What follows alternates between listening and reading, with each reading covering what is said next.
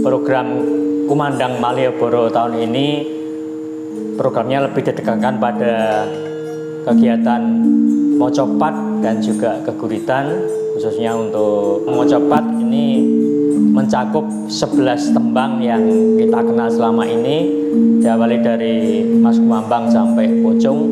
Saya sendiri yang sebagai penulis liriknya, juga beberapa keguritan yang dibantu oleh teman-teman yang lain seperti Mas Danang dan juga Bu Nani. Nanti kita buat dalam bentuk rekaman MP3 yang akan dikumandangkan atau disiarkan di kawasan Malioboro setiap hari, di mana ini punya tujuan untuk lebih mempopulerkan atau mengumandangkan mocopat dan gurit kepada masyarakat pada kalayak yang berkunjung ke Malioboro sebagai jawaban atas kegelisahan selama ini, di mana materi-materi ataupun mocopat dan gurit ini.